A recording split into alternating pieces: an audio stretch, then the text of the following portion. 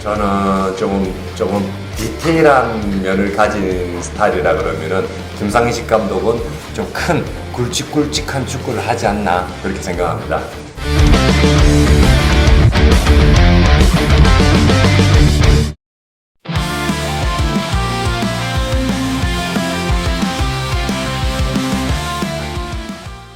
Seperti yang kita tahu, pertandingan perdana ASEAN Mitsubishi Electric Cup sudah digelar sejak tanggal 8 Desember kemarin.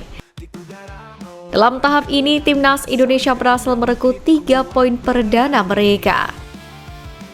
Di sisi lain, Laos sebagai lawan selanjutnya pasukan Sintayong harus rela dipermalukan di hadapan pendukung mereka sendiri atas Vietnam dengan skor telak 4-1. Padahal Laos sendiri sempat bermain bagus di babak pertama. Namun di babak kedua berhasil diambil alih oleh skuad The Golden Star Warriors. Meski begitu, Laos sepertinya tak mau lama-lama berlarut dalam keterpurukan, di mana tim asuhan Hayok Jun ini pun bangkit dan menatap laga selanjutnya, yang mana akan menantang timnas Indonesia di Stadion Manahan Solo pada Kamis mendatang. Laos sendiri diketahui sudah berangkat ke Indonesia pada Selasa 10 Desember pagi.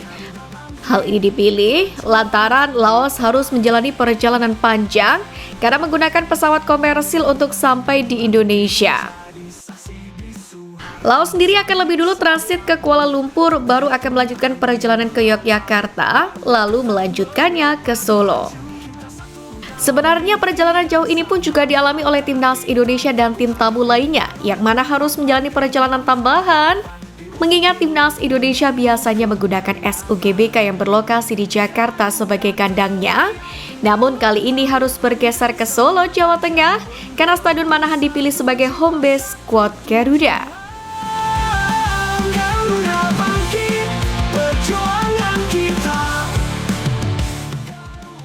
Meski harus menempuh perjalanan lebih panjang, namun timnas Indonesia maupun tim tamu termasuk Laos dipastikan akan mendapatkan fasilitas terbaik.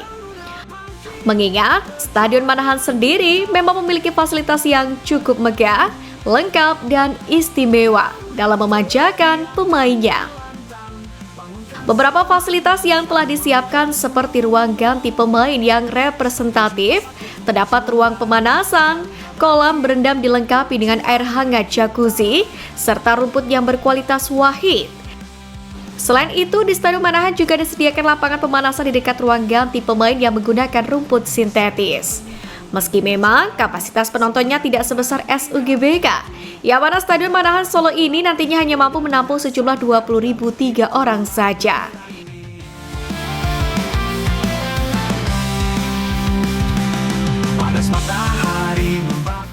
Dalam hal ini, Wakil Ketua Umum PSSI Ratu Tisa pun memastikan akan menjadi tuan rumah yang baik.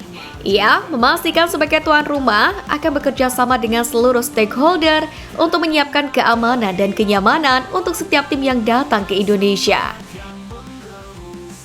Jika merujuk ke pengalaman menggelar laga-laga internasional, Indonesia memang sudah tidak diragukan lagi pelayanannya.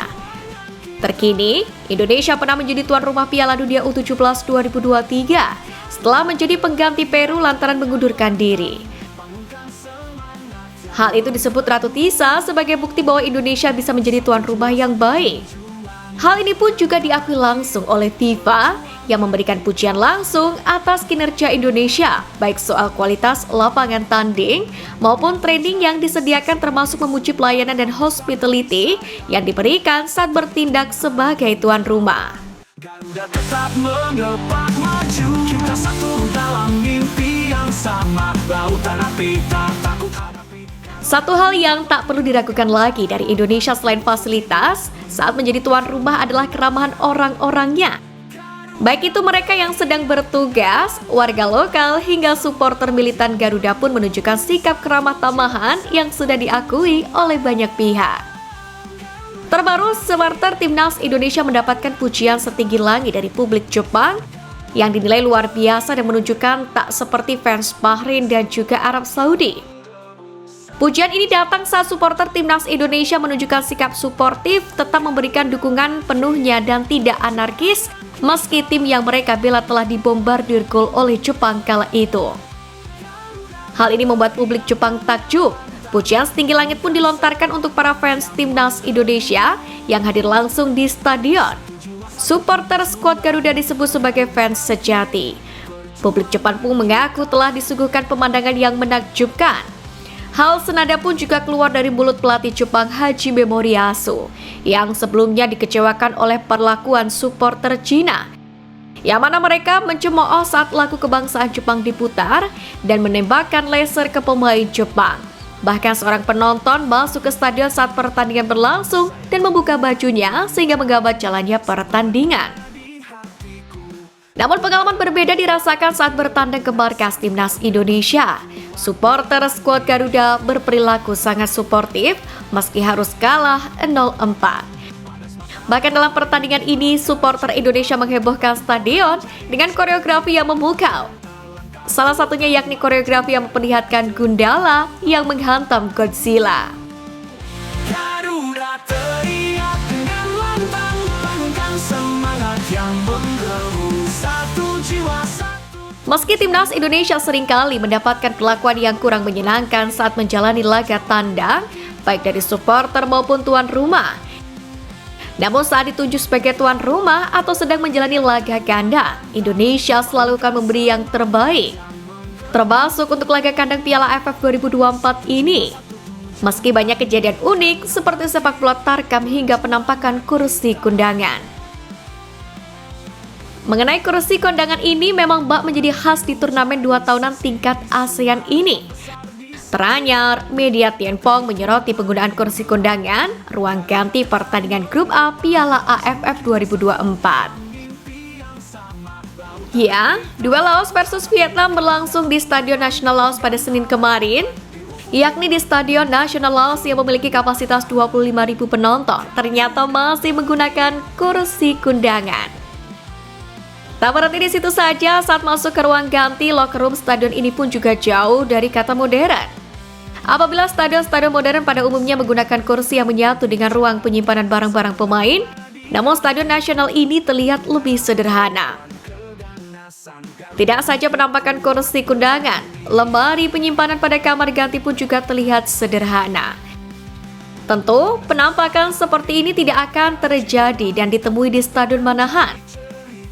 Karena stadion kesayangan warga Solo ini telah memiliki fitur-fitur yang modern dan istimewa. Terlepas dari hal itu, tentu menjadi harapan seluruh pecinta sepak bola tanah air, timnas Indonesia bisa bermain maksimal di hadapan pendukungnya sendiri, sehingga bisa mengamankan 3 poin untuk terus bisa bersaing di grup B Piala AFF 2024. Teriak dengan lantang, bangunkan semangat yang menggebu,